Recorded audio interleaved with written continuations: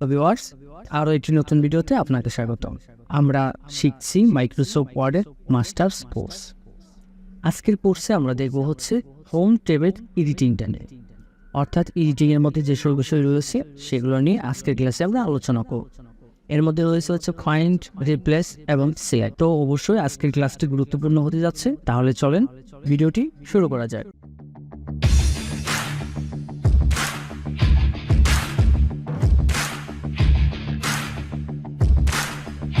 প্রথমে আমরা যে কাজটি করব, আমরা মাইক্রোসফট ওয়ার্ডটি ওপেন করে নেব এবং এখানে আমি একটি ক্লিপবোর্ডে একটি প্যারাগ্রাফ কপি করা ছিল, এটাকে এখানে পেস্ট করে নিলাম। কিবোর্ড থেকে কন্ট্রোল ভি পেস্ট করব। পেস্ট করার পর ঠিক এরকম ইন্টারফেস আসছে এবং আমি এখানে যে কাজটি করবো প্রথমে আমি যাব হচ্ছে ফাইন্ডে, এবং আমরা পূর্বের ক্লাসে ক্লিপবোর্ড, ফন্ট, প্যারাগ্রাফস এবং স্টাইল নিয়ে আলোচনা করেছি। আজকে হচ্ছে আমাদের হোম টেবিল সর্বশেষ ক্লাস এবং আমরা নেক্সট ক্লাসে চলে যাব হচ্ছে ইনসার্টে। তো আমাদের পূর্বের ভিডিওগুলো যদি আপনি মিস করে থাকেন তাহলে অবশ্যই আমি ভিডিও ডেসক্রিপশনে লিংক দিয়ে দেবো, সেখান থেকে গিয়ে আপনারা চাইলে পূর্বের ভিডিওগুলো দেখে নিতে পারবেন। তাহলে আমরা মূল ভিডিও শুরু করছি। শুরু করার আগে বলছি, যদি আমার চ্যানেলে নতুন দর্শক হয়ে থাকেন এবং পরবর্তী ভিডিওগুলো যদি মিস করতে না চান তাহলে অবশ্যই সাবস্ক্রাইব করবেন। প্রথমে আমি যাবো হচ্ছে ফাইন্ডে। আমরা যে ডকুমেন্টসটা এখানে ওপেন করেছিলাম সেই ডকুমেন্টসের যে কোনো একটি ওয়ার্ডকে আমরা এখান থেকে খুঁজে বের করতে পারবো। তার জন্য আমি ফাইন্ডে এই যে এখানে এরো কি রয়েছে, একটা এরো কিতে ক্লিক করব। ক্লিক করার পর ঠিক এরকম তিনটি অপশন আসবে, ফাইন্ড, অ্যাডভান্স ফাইন্ড এবং গো টু। আমি ফার্স্টে চলে যাবো হচ্ছে ফাইন্ডে। আমি যখন ক্লিক করবো ঠিক এরকম ইন্টারফেস আসবে এবং বাম দিকে একটি নেভিগেশন চালু হয়ে যাবে। এখানে নেভিগেশনে পেয়ে যাবেন হচ্ছে হেডিং, পেজ, রেজাল্ট, এবং এইখানে আমি যে ওয়ার্ডটাকে আমি ফাইন্ড করতে চাচ্ছি অর্থাৎ খুঁজতে চাচ্ছি সেই ওয়ার্ডটি আমি এখানে ট্র্যাক করব। যেমন ধরেন আমি এখান থেকে খুঁজে বের করতে চাচ্ছি হচ্ছে উই, তাহলে আমি এখানে উই টাইপ করব এবং টাইপ করার পর আমি চলে যাব হচ্ছে রেজাল্টে। দেখেন আমার এখানে রেজাল্টগুলো চলে আসছে। কোন কোন জায়গায় উই রয়েছে, এই যে এখানে রয়েছে একটা, এখানে রয়েছে, এইখানে রয়েছে, এইখানে রয়েছে, অর্থাৎ যে সব জায়গায় উই রয়েছে সেগুলো রেজাল্টে এখানে একটি শো করতেছে। আবার আমি আমার ডকুমেন্টসেও দেখেন অন্য একটি কালার হয়ে গেছে, অর্থাৎ ইয়েলো কালার আকারে আমার শো করতেছে এখানে কতগুলো উই রয়েছে, এবং রেজাল্ট দেখাচ্ছে আমার এখানে 10, অর্থাৎ আমি যে ডকুমেন্টটি ওপেন করলাম সেই ডকুমেন্টটির 10 জায়গায় উই রয়েছে। এভাবেই আমরা চাইলে যে কোনো ওয়ার্ডকে ডকুমেন্ট থেকে খুঁজে বের করতে পারবো। তার পাশে রয়েছে হচ্ছে রেজাল্টের পাশে পেয়ে যাবেন হচ্ছে পেজ, অর্থাৎ এখানে পেজ নাম্বারটিও দেখাবে কত নাম্বার পেজে রয়েছে। তো আমার এখানে যেহেতু একটা ডকুমেন্টস ওপেন করা, তার মানে একটা পেজ এখানে শো করতেছে। যদি আরো একাধিক কোনো ডকুমেন্টস থাকতো তাহলে আমাদের একাধিক পেজ ভিউ এখানে প্রিভিউ আমরা দেখতে পারতাম কত নম্বর পেজে এই শব্দটা রয়েছে। তো এই ছিল ফাইন্ডের কাজ, এবং আমরা এটা ক্লোজ করে দিচ্ছি। এখান থেকে ক্লোজ করে আমরা পরবর্তীতে ফাইন্ডের এরোপ্লেতে আবার ক্লিক করব। তারপরে রয়েছে হচ্ছে অ্যাডভান্স ফাইন্ডে আমরা ক্লিক যদি করি, দেখেন অ্যাডভান্স ফাইন্ডটা কিছুটা এরকম একটা টেবিল বক্স আসবে, এবং এইখানে আমি যে ওয়ার্ডটা এখানে আমি টাইপ করব সেই ওয়ার্ডটাই আমি ফাইন্ড করতে পারবো। যেমন ধরেন টি-ডাবল-ও-কে টোক লিখলাম, লেখার পরে আমি দিলাম হচ্ছে ফাইন্ডে ক্লিক করব, ফাইন্ড ইন, দেখেন এই যে জায়গায় টোক রয়েছে, এবং ফাইন্ড নেক্সট টাইম ক্লিক যদি করি আর নেই, অর্থাৎ আমার এখানে মাত্র একটি ফাইন্ডই রয়েছে। এই ওয়ার্ডটুকু শুধু এক জায়গায় রয়েছে, যার জন্য আমি নেক্সটে ক্লিক করতে পারছি না। যদি এখানে আরো যদি থাকতো তাহলে ফাইন্ড নেক্সটে ক্লিক করে আমাকে পরবর্তীটা শো করতো। যেমন ধরেন আমি অন্য একটি ওয়ার্ড যদি আমি এখানে টাইপ করি, যেমন আমি টাইপ করলাম হচ্ছে এস, ফাইন্ডে যদি ক্লিক যদি করে দেখেন আমাকে এস দেখাচ্ছে কোথায় আছে।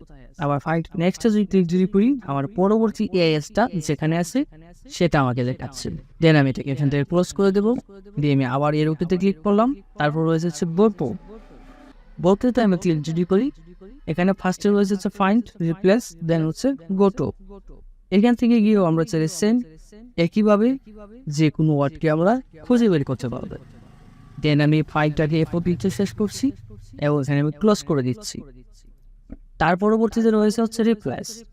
আমি যদি রিপ্লেসে ক্লিক করি তাহলে দেখেন ঠিক এরকম একটি ফাইন্ড বক্স আসবে, ফাইন্ড অ্যান্ড রিপ্লেস নামে একটি বক্স আসবে, এবং এখানে রিপ্লেস করতে পারবো, অর্থাৎ আমি যে কোনো ওয়ার্ডকে আমি চাইলে রিপ্লেস করতে পারবো। যেমন ধরেন আমার একটা ওয়ার্ড একই বানান যদি আমি একাধিকবার ভুল করে থাকি যেমন ধরেন আমি পুরো একটি ডকুমেন্টস লিখলাম যেখানে আমার লেখার প্রয়োজন ছিল কামাল, কিন্তু আমি পুরো ডকুমেন্টসে যতবার আমি ইউজ করছি কামাল নামটা আসলে আমি ইউজ করতে চাচ্ছি না, এখন চাচ্ছি পরিবর্তন করে অন্য কোনো নামে ইউজ করতে।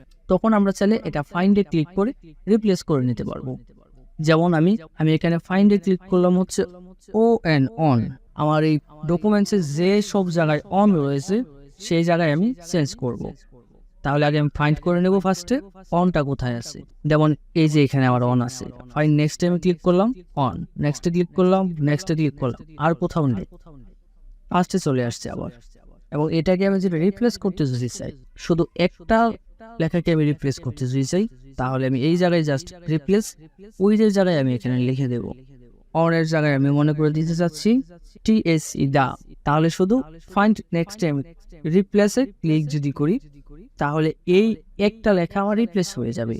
যেমন রিপ্লেসে ক্লিক করলাম, এই অনের জায়গায় দা চলে আসছে। এখন আমি চাচ্ছি যত জায়গায় অন আছে সম্পূর্ণ ডকুমেন্টস সব জায়গা থেকে আমি অনের পরিবর্তে আমি দা ব্যবহার করব। তাহলে আমি যে কাজটি করব, জাস্ট আমি ফাইন্ড বক্সে লিখবো অন, তারপরের বক্সে লিখবো হচ্ছে আমি যে শব্দটুকু রিপ্লেস করে লিখতে চাচ্ছি, এবং এখানে ক্লিক করবো রিপ্লেস অলে ক্লিক করে দেবো। রিপ্লেস অলে ক্লিক করলে ঠিক এরকম একটা ইন্টারফেস আসবে। এখানে দেখাচ্ছে হচ্ছে উই মেড 11টা লেখা, অর্থাৎ 11টা জায়গায় আমি এখানে অন ব্যবহার করছি এবং সব জায়গায় চাচ্ছি যে পরিবর্তন করতে চাচ্ছি কিনা। যদি আমি চাই তাহলে জাস্ট ইয়েসে ক্লিক করে দেন। তারপর ঠিক এরকম একটা নোটিফিকেশন আসবে এবং এখানে লেখা হচ্ছে all double we made 11 replacement, অর্থাৎ 11টি জায়গা থেকেই পরিবর্তন হয়ে গেছে। দেন ওকেতে ক্লিক করব। আমরা ফাইন্ডে থেকে গিয়ে আমরা চাইলে একটি একটি করে লেখাকে পরিবর্তন করে রিপ্লেস করতে পারবো, অথবা একই লেখা বারবার যদি আবার পরিবর্তন করার প্রয়োজন পড়ে তাহলে জাস্ট আমি ফাইন্ড করব। আগে ফাইন্ডে বক্সে লিখবো কোন লেখাটাকে আমি পরিবর্তন করতে যাচ্ছি, দেন আমি রিপ্লেস অলে ক্লিক করে দেব। তাহলে আমার সব জায়গায় এই লেখাটুকু পরিবর্তন হয়ে গেল। এখন হচ্ছে আমি চাচ্ছি যে যে জায়গায় অর আছে সেই জায়গায় অনটা না রেখে আমি চাচ্ছি যে স্পেস রাখ। এখন আমি ফার্স্ট বলছি আমি যে এখানে মনে করেন আমার যে জায়গায় জায়গায় আমি ফুল স্টপ ব্যবহার করছি প্রত্যেকটা ফুল স্টপের জায়গায় আমি কমা ইউজ করব। তাহলে কি কাজ করবে, তাহলে এই যে অন রয়েছে অনের জায়গায় ফুল স্টপ দেবো, দেওয়ার পরে এই বক্সে আমি যদি কমা দিই এবং যদি রিপ্লেস অলে ক্লিক যদি করি তাহলে কমা চলে আসবে ফুল স্টপের জায়গায়।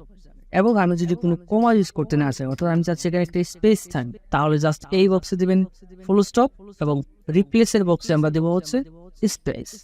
দেন আমি রিপ্লেস অলে ক্লিক করব, দেন ইয়েস ওকে।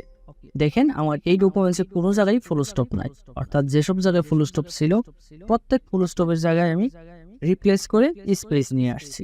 তারপর আমরা চলে যাব হচ্ছে সিলেক্টের এখানে একটি এরো কি রয়েছে, এরো কিতে আমরা ক্লিক যদি করি ফার্স্টে আসবে হচ্ছে সিলেক্ট অল, অর্থাৎ আমি সম্পূর্ণ ডকুমেন্টসটাকে যদি সিলেক্ট করতে যদি চাই তাহলে সিলেক্ট অলে প্রেস করি।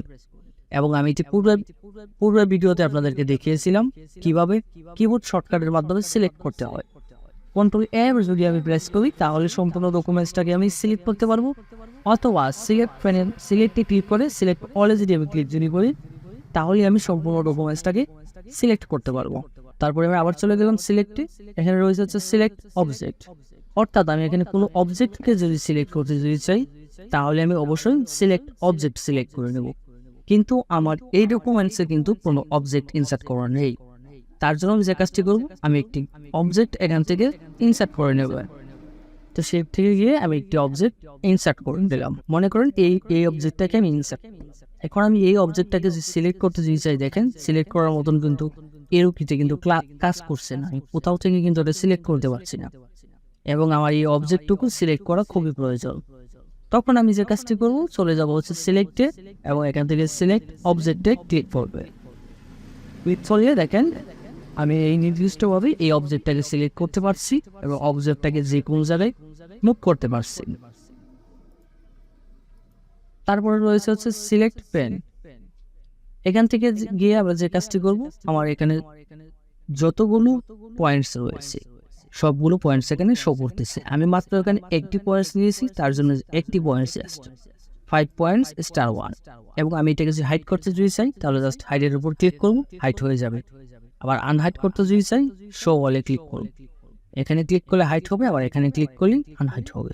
এবং এখানে যদি আরো অনেকগুলো যদি থাকতো একাধিক শেপ যদি আমি নিতাম তাহলে এখানে একাধিকগুলো শো করতো, তার জন্য আরেকটু ক্লিয়ারভাবে বোঝার জন্য আমি এখান থেকে ইনসার্ট থেকে গিয়ে আমি এখানে আরেকটু শেপ ইনসার্ট করলাম। এখন দেখেন এখানে দুটি আসছে, আমি চাইলে যে কোনো একটিকে এখান থেকে হাইড করে দিতে পারবো, এবং আমি সবগুলো একসাথে হাইড করতে যদি চাই তাহলে হাইড অলে ক্লিক করব, সবগুলো একসাথে যদি আমি শো করাতে চাই তাহলে শো অলে ক্লিক করব। এই ছিল আজকের মতো এডিটিংটা। আমরা পরবর্তী ভিডিওতে ইনসার্টের উপর ভিডিও তৈরি করবো। পরবর্তী ভিডিওতে আমরা দেখাবো হচ্ছে কিভাবে কভার পেজ ক্রিয়েট করবেন এবং টেবিল নিয়ে কিভাবে কাজ করতে হবে। তো পরবর্তী ভিডিওগুলো মিস করতে না চাইলে অবশ্যই চ্যানেলটি সাবস্ক্রাইব। সবাই সুস্থ থাকবেন, ভালো থাকবেন।